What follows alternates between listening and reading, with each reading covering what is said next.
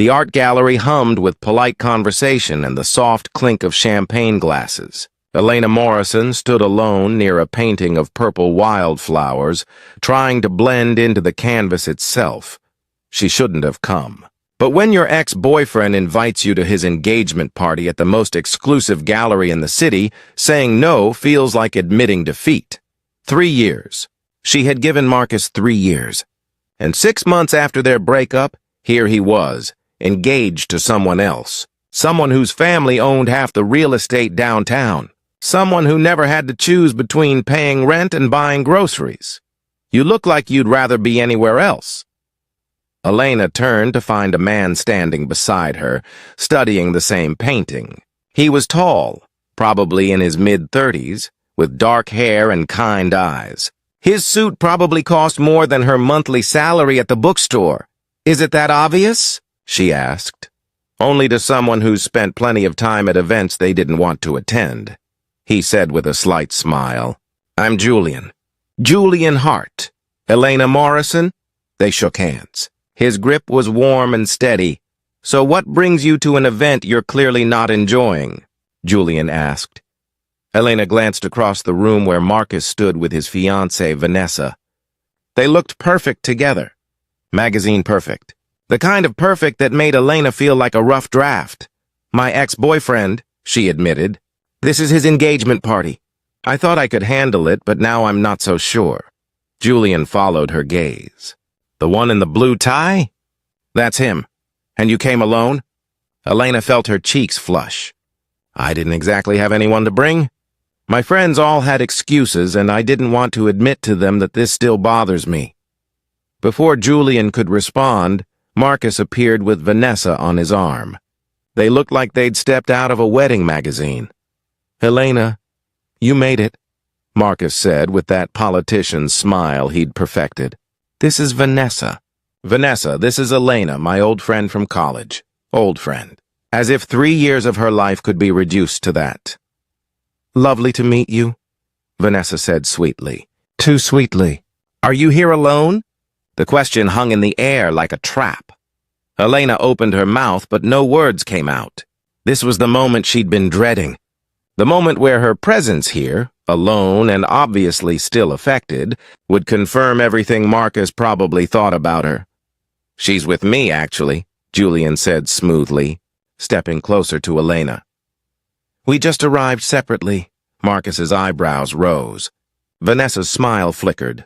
"Oh," Marcus said. "I didn't realize you were seeing someone." "Elena?" "There's a lot you don't realize about me anymore," Elena said, surprising herself with the steadiness in her voice.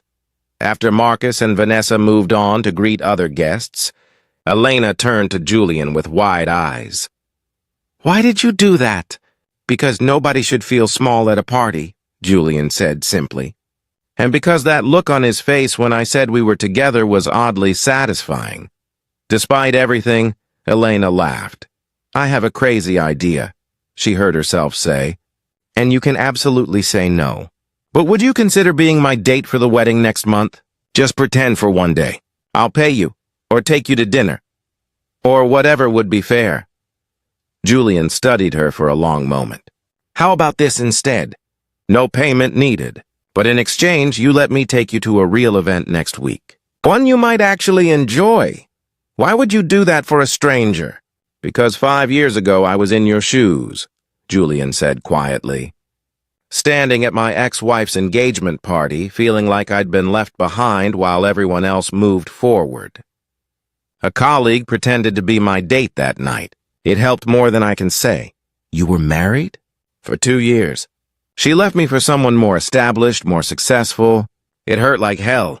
But looking back now, I realize she did me a favor. We wanted different things. We were building different lives." Elena absorbed this. "What do you do, Julian?"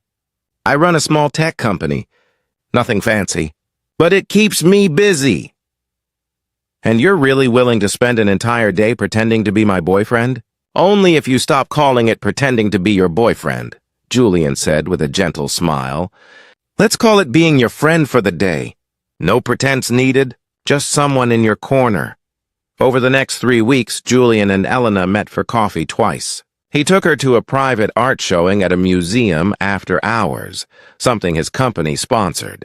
She discovered he was brilliant and funny and had a way of making her feel seen. She also discovered that small tech company meant Heart Technologies, one of the fastest-growing software firms in the state. Julian wasn't just successful. He was genuinely remarkably humble about it. "You could have told me you were a millionaire," Elena said over coffee one afternoon. "Would it have changed anything?" Julian asked. "I might have been more intimidated. Exactly why I didn't mention it. I liked how you talked to me like a person, not a bank account." The wedding day arrived warm and bright. Julian picked Elena up in a simple sedan, not the luxury car she later learned he owned. He wore a perfectly tailored navy suit, and when he saw her in her pale blue dress, his expression made her feel beautiful. "You ready?" he asked. "As I'll ever be." The ceremony was lovely. Marcus and Vanessa looked happy. And for the first time, Elena realized she was genuinely okay with that. Not because she had Julian beside her, but because somewhere in the past few weeks, she'd started to see herself differently. At the reception, Marcus approached their table during dinner. "Can I speak with you privately?" he asked Elena.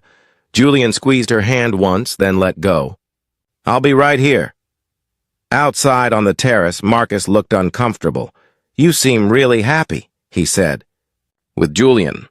"I am," Elena said, and she realized it was true. "I wanted to apologize," Marcus continued, "for how things ended between us, and for how I introduced you at the engagement party. You were never just a friend." "No, I wasn't. But maybe we weren't right for each other either. It took me a while to see that." Marcus looked relieved. "He seems like a good man." "He is," Elena said. Then, with complete honesty, "He's teaching me what kindness looks like." Back inside, Julian was talking with an elderly couple at the next table, making them laugh. When he saw Elena return, his whole face brightened. "Everything okay?" he asked. "Better than okay." As the band played and couples filled the dance floor, Julian stood and offered his hand. "May I?" Elena let him lead her onto the floor. He held her with respect, with care, like she was something precious. "Thank you," she said softly, "for all of this." "Elena, I need to tell you something," Julian said. "When I agreed to come here with you, it was supposed to be a favor. A kindness for someone who reminded me of myself. But somewhere between coffee and late-night phone calls and watching you discover how remarkable you are, this stopped being pretend for me." Elena's heart skipped. "What are you saying?" "I'm saying I'd like to take you to dinner next week. A real date. No ex-boyfriends, no pretending. Just us."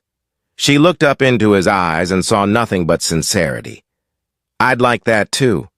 6 months later, Elena opened her own small bookstore in a neighborhood that needed one. Julian helped with the business plan, but insisted the dream was all hers. On opening day, she found a card tucked between the books on the front table. It read, "For the woman who taught me that sometimes the best things in life come from showing up for people. Thank you for showing up for yourself. Love, Julian." She kept that card in the register next to her business license. A reminder that sometimes when you're willing to be vulnerable, when you're brave enough to ask for help, life has a way of giving you exactly what you need. Not always what you expected, not always what you planned, but if you're open to it, something even better. And Marcus's wedding, the day she thought would break her, became the day everything changed, because that's where she learned that the right person doesn't just stand beside you at weddings. They stand beside you in bookstores and coffee, shops and ordinary moments. They see you not for who you were trying to be, but for who you truly are. And they stay.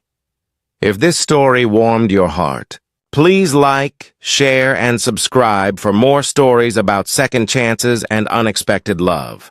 Comment below and tell us about a time something you dreaded turned into something beautiful. Sometimes our biggest blessings come wrapped in our greatest fears.